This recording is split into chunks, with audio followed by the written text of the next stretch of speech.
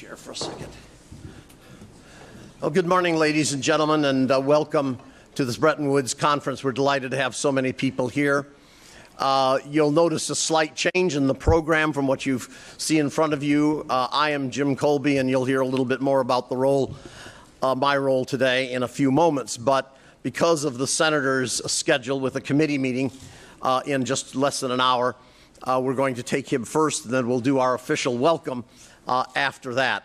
So it's my great pleasure, as somebody who has known the senator for a lot of years, since we both first were running for Congress in Arizona, it's my pleasure to introduce an individual for whom I have the greatest admiration, and certainly somebody who really needs no introduction because he has become a leader in the United States in foreign policy, in national strategy and defense strategy, somebody who has called for a strong American voice, an individual who has urged strong American leadership throughout the world, both in economic and diplomatic and political affairs. John McCain has served his country, as you know, in many capacities, both as a United States naval officer and subsequently in the Congress of the United States for so many years, and of course, as a presidential candidate 7 years ago.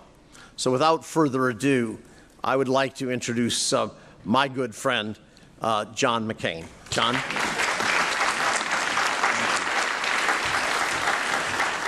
Well, thank you very much, Jim. And Jim failed to mention we first served together in the Coolidge administration. Those were great days, weren't they, Jim? I'm sorry you had to mention that I ran for President of the United States.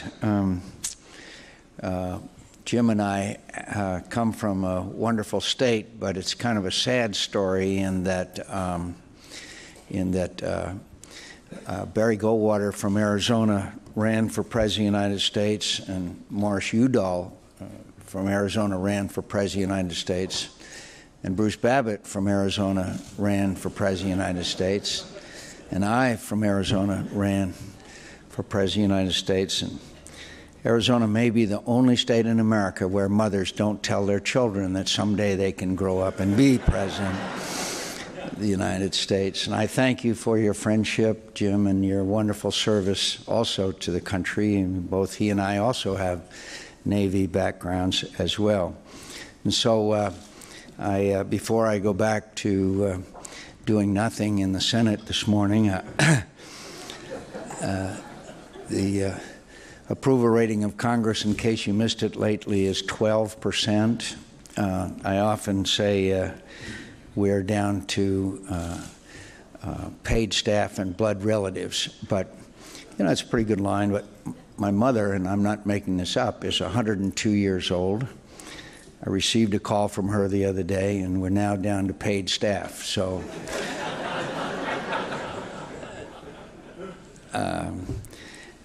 so I'm grateful to be here with you this morning. And I travel the world a lot.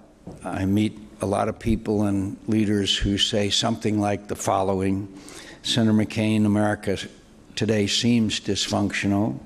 The political system seems unable to make the basic decisions to resolve your biggest problems and project confidence in the world. Your leaders and citizens seem disinterested and disengaged from world affairs, believing that globalization is bad for America and that America should mind its own business. Part of that, obviously, is because of the bad experiences of two conflicts, Iraq and Afghanistan. They also say your adversaries are citing these and other failings to undermine the confidence that America's friends still have in you. And you know, to a large degree, I don't totally disagree.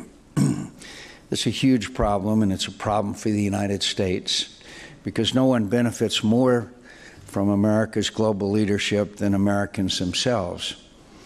And it's a problem for the rules-based international order that the United States and our many partners, people like all of you, have so painstakingly built over the past 70 years.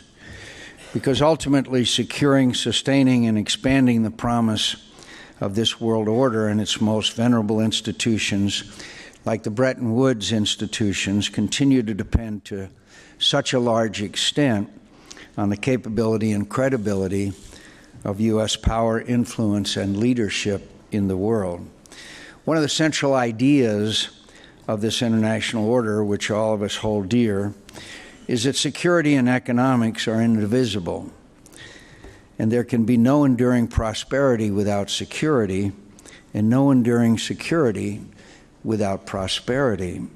We see reminders of this all over today. We see it in Ukraine, where future stability and success depends on fiscal and energy reform, fighting corruption, and the IMF's generous assistance. We see it in Asia, where rising geopolitical tensions threaten economic integration. In the Arab world, we see Tunisia, where good decisions on security, governance, and the economy are providing a foundation for lasting stability. And sadly, we see many more countries in that region where the opposite is true, where decisions will likely spark future instability. We see developing nations that succeed because they protect and empower women and girls, and those that fail because they trap half of their population on the socioeconomic sidelines. The good news is that on the economic issues that you're discussing here, the United States and our partners finally have a positive agenda, and it's very promising indeed. The Trans-Pacific Partnership could connect hundreds of millions of people in Asia and the Americas in an open regional trading order that can expand over time. The Transatlantic Trade and Investment Partnership could create the world's largest common market and fundamentally solidify the West at the center of the global economy for a long time to come. A North American energy boom has taken all of us by surprise, and it could realign world energy markets with enormously positive geopolitical implications.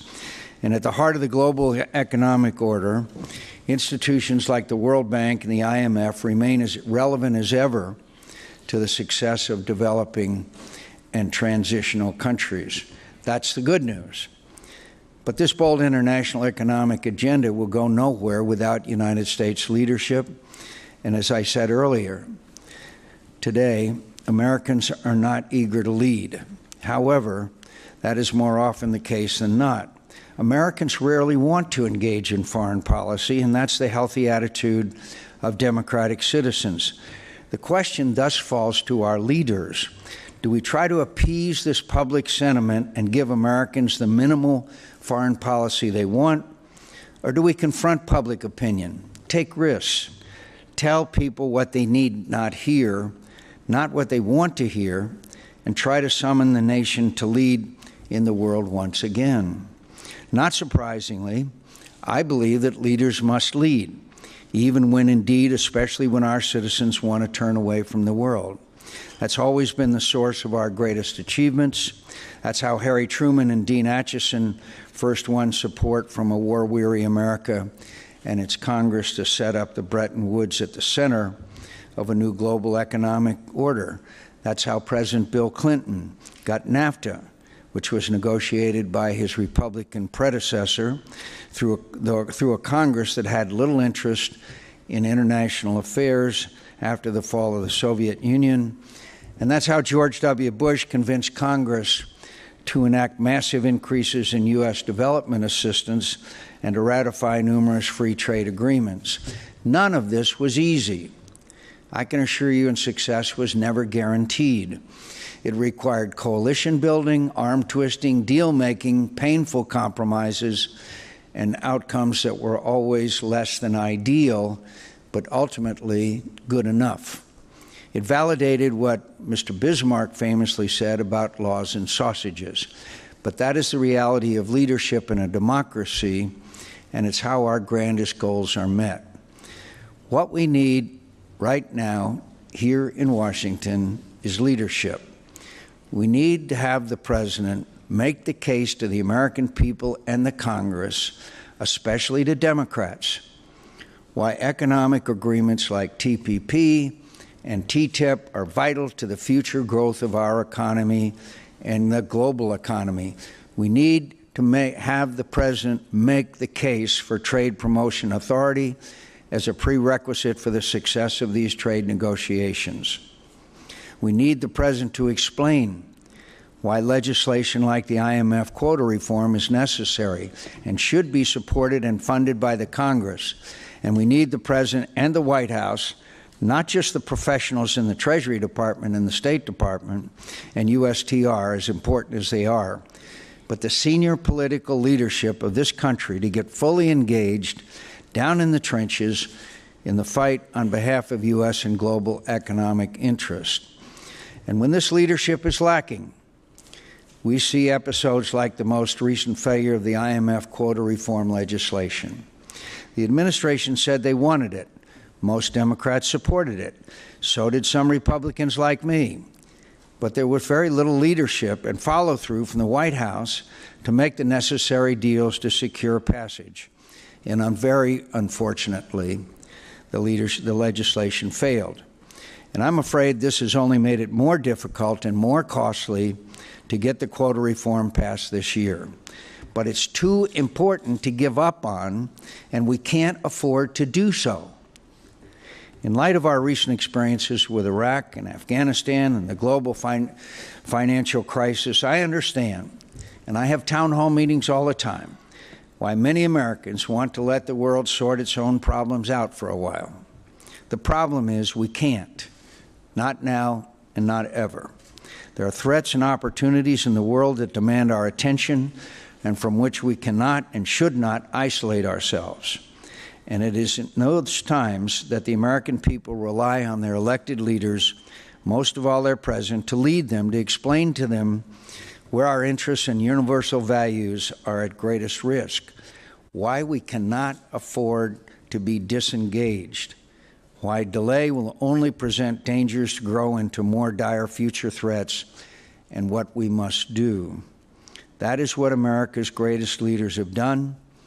They have rallied the nation to play the role in the world that only America can, and that today is what we need more than ever.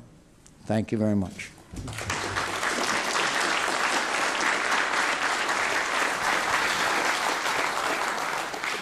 Is that John, uncharacteristically short? Not at all.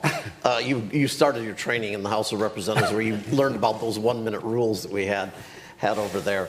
John, thank you for those very inspiring words. I couldn't help but think as I was listening to you how in so many ways it's kind of a lonely voice that we're not hearing much of today about the call for leadership. You talked about the IMF, and the replenishment for the IMF, but let me turn to a broader. I'm going to ask, by the way, one question, and if you have some questions, there's 3 microphones. If you get to one of those microphones as soon as I finish this question and answer, we'll take 2 or 3 questions at a time, and the senator will respond to them. But the House just passed a budget that includes an 11% cut in foreign operations in the international part of the budget. That, of course, is separate from the downward spiral we're seeing in our national defense budget. What kind of implications do you think, if this is to follow through with, because it looks like it's going to be a long-term trend, what kind of implications does this have for the United States, and how do we, as you suggest, as leaders, change the thinking of the American public about the need for this involvement? Well, first of all, Jim, could I mention one thing that you and I were involved in some years ago, of which I am most proud, and I think serves as an enduring example of things that can be done and the benefits, and that's the North American Free Trade Agreement.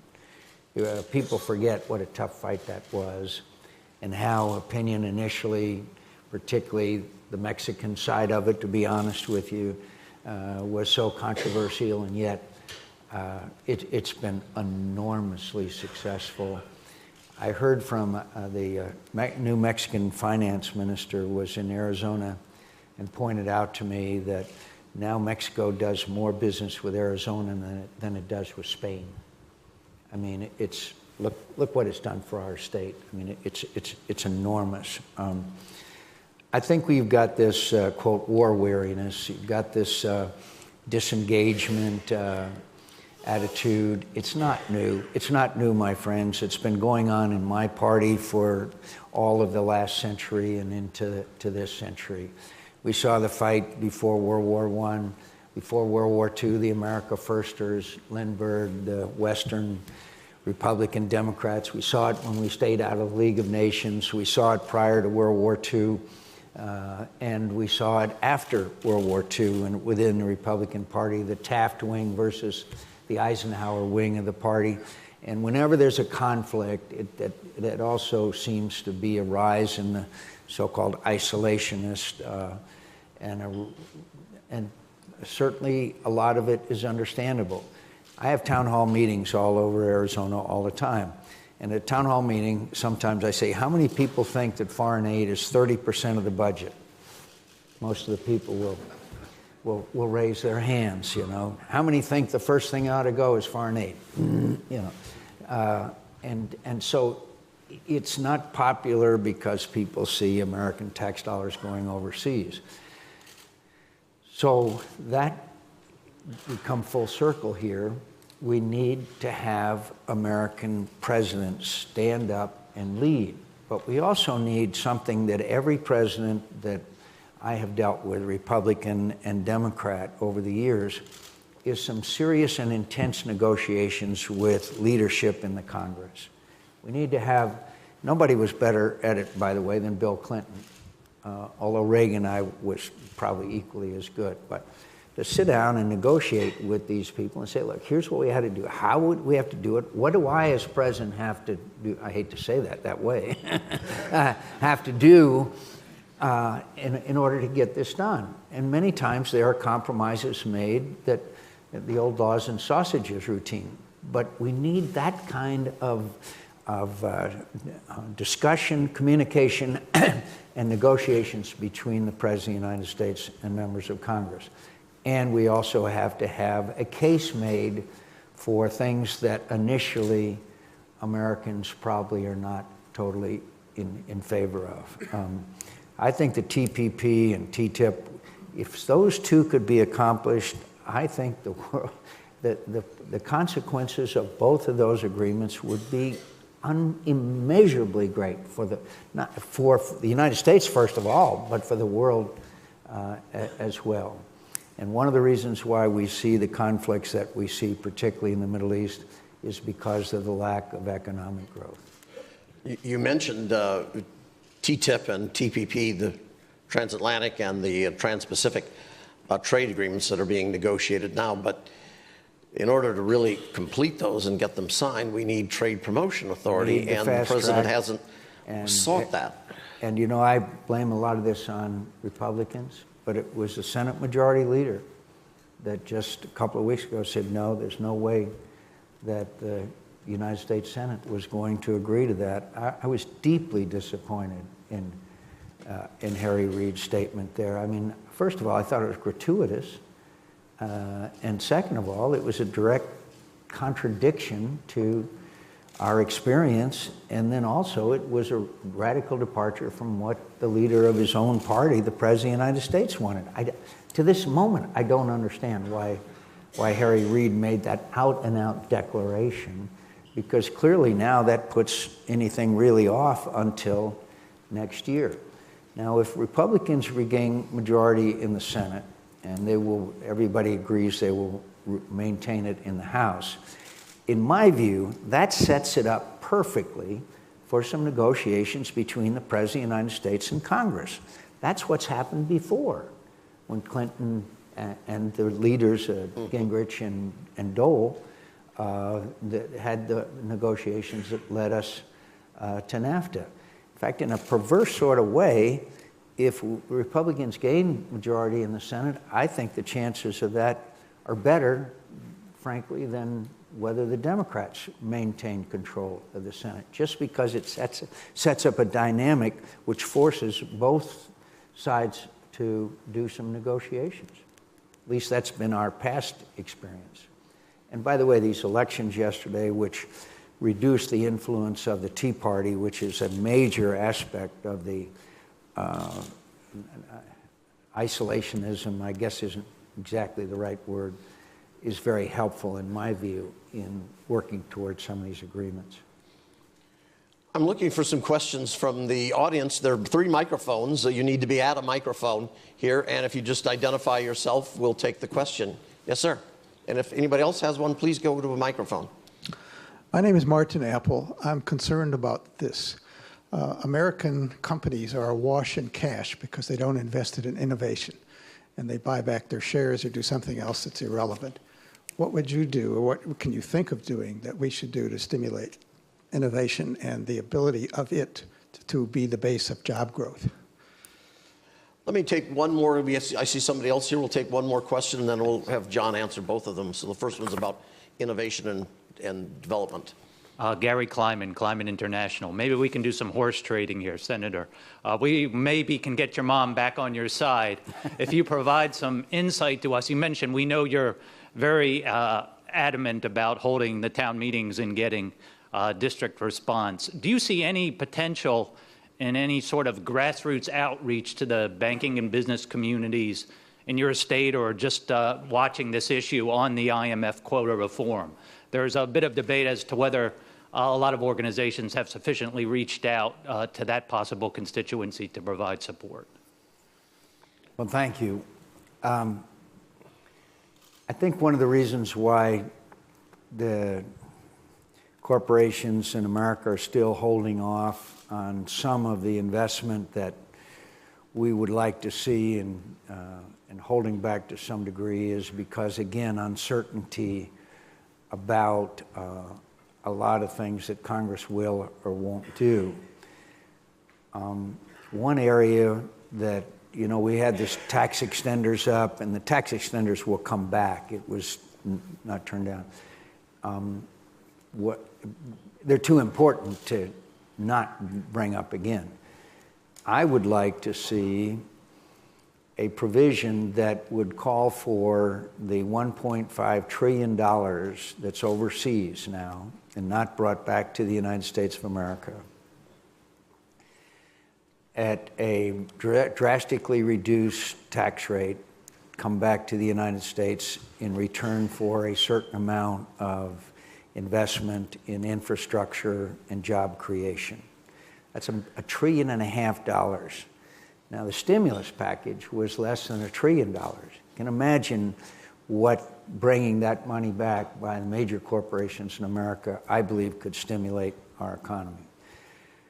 I think the other aspect of the economy is there's still, when you look at the polling data, there's still great pessimism out there on the part of average Americans. Small business is still the fundamental of our nation's economy, about the future. So there's a reluctance to hire, there's a reluctance to invest, and there's a confidence problem out there, which has led us to the longest recovery period since the Great Depression.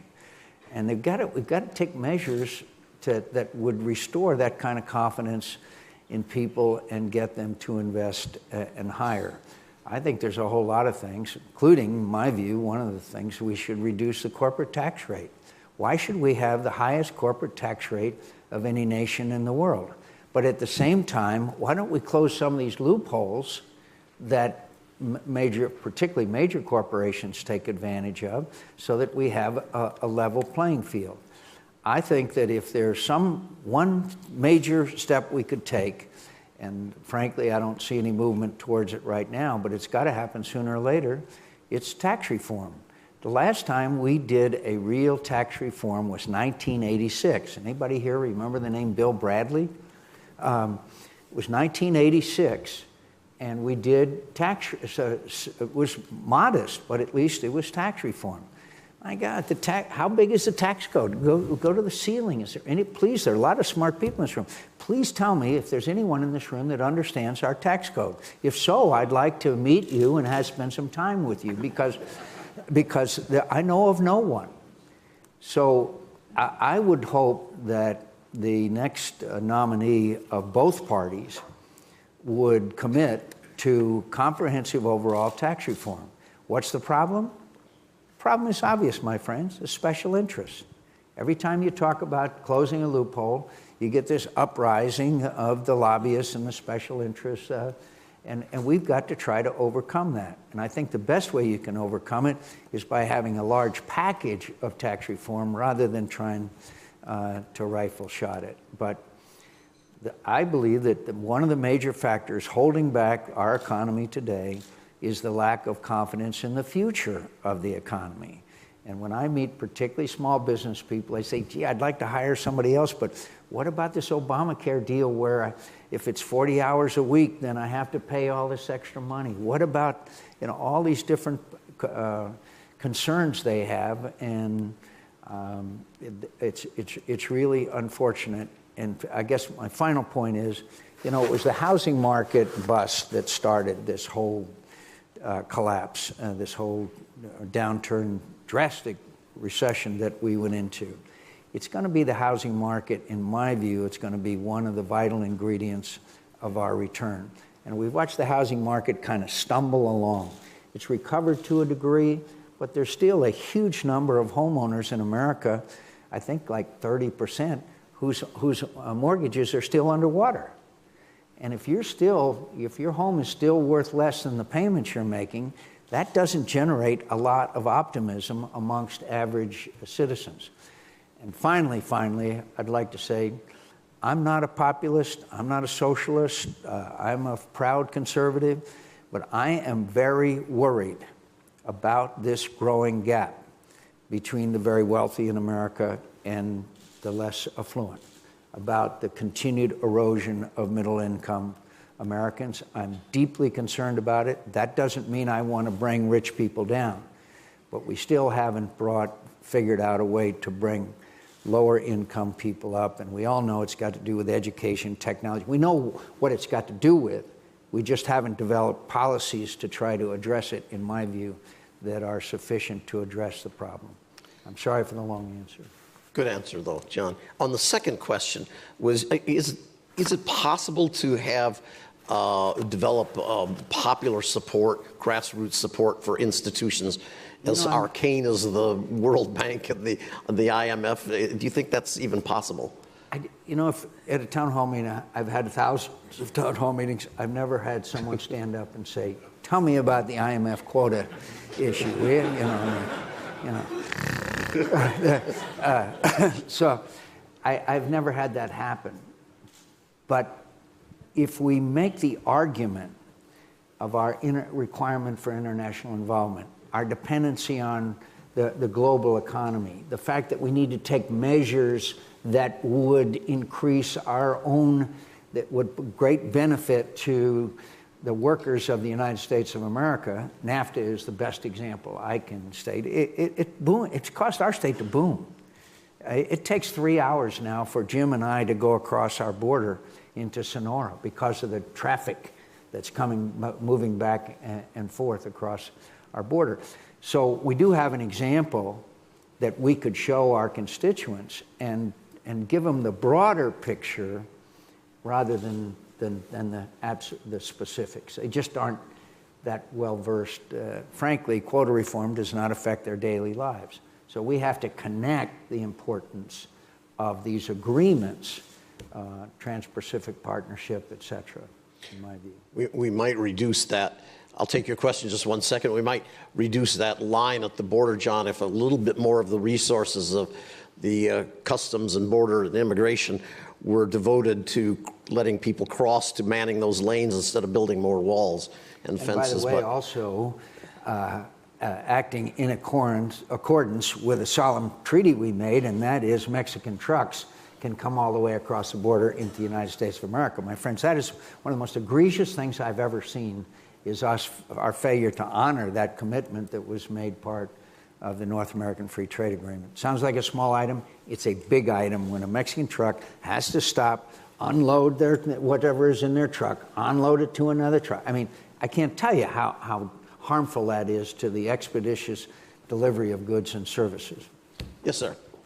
Truman from the Peterson Institute for International Economic Center, thank you for your remarks, which I largely agree with, and thank you for your support for things like the IMF quota legislation. You didn't encourage me about whether you're going to get it done this year. I sympathize and agree with your position of posture about we need more leadership on this point. And we already raised the question, Kolbe raised the question about the foreign aid legislation. There is a third element of that in all this package, it seems to me, and that is representation. We are sitting here with underrepresented in the International Monetary Fund. We have no representatives there. We have no representatives. We have only an alternate here at the bank. We are unrepresented in the other development banks. And moreover, I mean, this is part of our voice, right? And this is part of how we use our influence. So what kind of, and it's all tied up in your, if I may put it that way, you all up there on Capitol Hill's worry about the long list of nominations. Can you be optimistic that we can get some of these people in place in these institutions before too long? No. And I'll tell you why. I'll tell you why. Because what the Democrats did in the nuclear option was a force of destruction to the entire United States Senate. When they decided that they would approve these nominees with 51 votes instead of 60, they deprived me of my constitutional obligation of advise and consent. Because if all you require is 51 votes, then it doesn't matter what the minority does or does not do. Already we are seeing nominees approved by the United States Senate that would not make it otherwise, if we had the old 60-vote rule. And what's sauce for the goose is sauce for the gander. 12 years ago, I fought hard against Republicans who were trying to do the nuclear option. Even earlier last year, a group of us, Chuck Schumer, Carl Levin, me, Lamar Alexander, we got through some modest changes in the rules to try to stave this off. Over 60% of the United States Senate has been there 7 years or less. And the minority doesn't know what it's like to be in the majority and vice versa. So when they did the nuclear option, they destroyed my ability to represent the people of Arizona, which I have tried to do faithfully. It was disgraceful, it's outrageous, and I will never rest until we restore the rights of the minority in the United States Senate. If you go down the path that we are, there's no reason to be bicameral. There's no reason to have both the House of Representatives and the United States Senate. Because if they deprive the rights of the minority, as they just did, then we have wreaked far greater destruction than it is about a slate of nominees. I worked for years against Republican majorities and Democrat majorities.